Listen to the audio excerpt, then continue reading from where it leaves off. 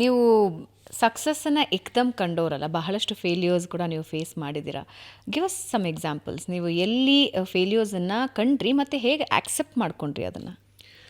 First failure was ನಂದು college ಆದಮೇಲೆ ಅದು ಕಂಪ್ನಿಯಲ್ಲಿದ್ದೆ, ಜಾಬ್ ಬಿಟ್ಟೆ. ಒಂದು ನನ್ನ ಸ್ಕೂಲ್ ಫ್ರೆಂಡ್ಸ್ ಜೊತೆ ಒಂದು ಕಂಪ್ನಿ ಸ್ಟಾರ್ಟ್ ಮಾಡಿದ್ವಿ, 3 ಜನ. ಅದರಲ್ಲಿ business was going well, but ನಮ್ಮ ಮಧ್ಯದಲ್ಲಿ ಡಿಫರೆನ್ಸ್ ಆಫ್ ಒಪಿನಿಯನ್ ಇತ್ತು. ಸೊ ನಾನು ಮತ್ತು ಇನ್ನೊಬ್ಬ ಪಾರ್ಟ್ನರ್ ಹೊರಗಡೆ ಬಂದ್ವಿ. So with almost zero money. So that was definitely kind of failure. Business was growing, but ನಮ್ಮ ಮೊದಲೇ ಒಂದು ಒಪ್ಪಂದ ಅಥವಾ ಒಂದು ಎಗ್ರಿಮೆಂಟ್ ಸರಿಯಾಗಿದ್ದಿದ್ರೆ it would have helped us. But ಅದರಿಂದ ಹೊರಗಡೆ ಬಂದು ಬೆಂಗಳೂರಲ್ಲಿ ತುಂಬ ಕಷ್ಟ ಆಯಿತು ಸ್ಟಾರ್ಟಿಂಗಲ್ಲಿ. That was one of the most difficult or a failure part for me. ಯಾಕಂದರೆ ಅದಾದಮೇಲೆ ನಾನು ತುಂಬ ಬಿಸ್ನೆಸಸ್ ಟ್ರೈ ಮಾಡಿದ್ದೆ, ರೊಬೋಟಿಕ್ಸಲ್ಲಾಗಲಿ ಅಥವಾ ಈ ಕೋಚಿಂಗ್ ಅಥವಾ ಸಾಫ್ಟ್ವೇರ್ ಫೀಲ್ಡಲ್ಲಿ ಯಾವುದೂ ವರ್ಕ್ ಆಗಲಿಲ್ಲ. ಊಟಕ್ಕೂ ಇಲ್ಲದ ಸಿಚುವೇಶನ್ ಆಗಿತ್ತು. ಮತ್ತು ಅಥವಾ ಊಟಕ್ಕಂದರೆ like I had to think, ನನ್ನ ನೆಕ್ಸ್ಟ್ 15 ದಿನಕ್ಕೆ ಮಾತ್ರ ದುಡ್ಡಿರುತ್ತೆ, ನೆಕ್ಸ್ಟ್ ಏನು ಮಾಡಬೇಕು ಗೊತ್ತಿಲ್ಲ, ಉತ್ಪತ್ತಿ ಇಲ್ಲ, ಜಾಬ್ಗೆ ಹೋಗೋಕ್ಕೆ ಅಷ್ಟು ಇಂಟ್ರೆಸ್ಟ್ ಇಲ್ಲ, ಮನಸ್ಸೊಪ್ಪಲ್ಲ. ಸೊ ಬಟ್ ನನ್ನ ಪ್ರಕಾರ ಆ ಫೇಲ್ಯೂರ್ಸ್ ಹೋಗಬೇಕಾದ್ರೆ ಲಾಟ್ ಆಫ್ ಲರ್ನಿಂಗ್ಸ್ ಬರುತ್ತೆ.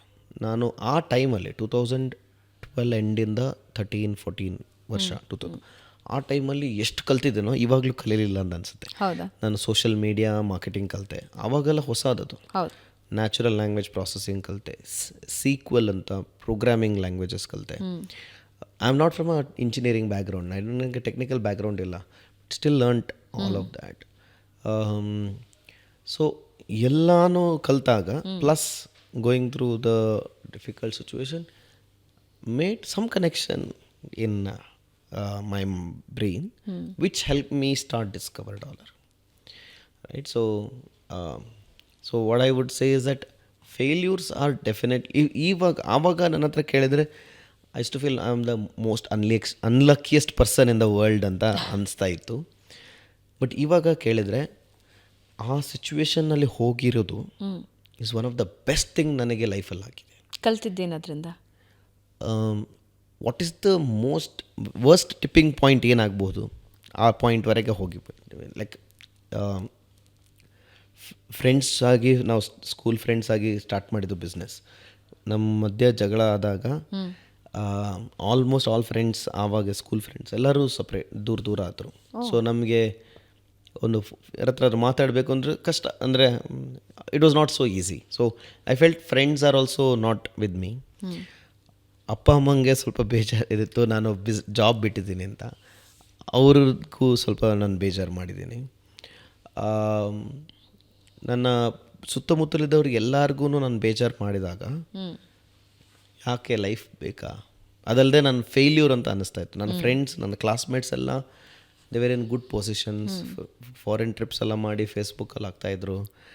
ಲೈಕ್ ಅವ್ರದ್ದೆಲ್ಲ ಲೈಫ್ ಹಿಂಗಿದೆ, ನಾನು ಏನು ಮಾಡ್ತಾ ಇದ್ದೀನಿ? ಉಪದೇಶಗಳೇನಾದರೂ ಬರ್ತಾ ಇದ್ವಾ? ಯಾಕೆ ಹಿಂಗಿದೆಯಾ, ಯಾವುದಾದ್ರು ಜಾಬಿಗೆ ಸೇರ್ಕೊಂಡ್ಬಿಡು, ತಿಂಗಳಿಗೆ ಸ್ಯಾಲ್ರಿ ಬಂದ್ಬಿಡತ್ತೆ. 100% ಯಾಕೆ ಅಷ್ಟು ಒಳ್ಳೆ ಜಾಬ್ ಬಿಟ್ಟಿದೆ ಅಂತ ತುಂಬ ಸಲ ಕ್ವಶನ್ಸ್ ಬಂದಿದೆ, ತುಂಬ ಉಪದೇಶಗಳು ಬಂದಿದೆ. ಬಟ್ ಅವ್ರಿಗೆ ನಾನು ಏನು ಯೋಚನೆ ಮಾಡ್ತಾಯಿದ್ದೀನಿ ಅದ್ರ ಬಗ್ಗೆ ಅರ್ಥ ಆಗ್ತಾಯಿರಲಿಲ್ವಲ್ಲ. ಬಟ್ ಅವ್ರ ಇಂಟೆನ್ಷನ್ ಇರೋದು ಖಂಡಿತವಾಗಿಯೂ ನನ್ನ ಒಳ್ಳೆಯದಕ್ಕೆ. ಬಟ್ ನಾನೇನು ನೋಡ್ತಾ ಇದ್ದೀನಿ, ಅವ್ರಿಗೆ ಆ ರೀತಿಯ ಒಂದು ವಿಷನ್ ಆಗಲಿ ಅಥವಾ ಥಾಟ್ ಪ್ರಾಸೆಸ್ ಇರಲಿಲ್ವ.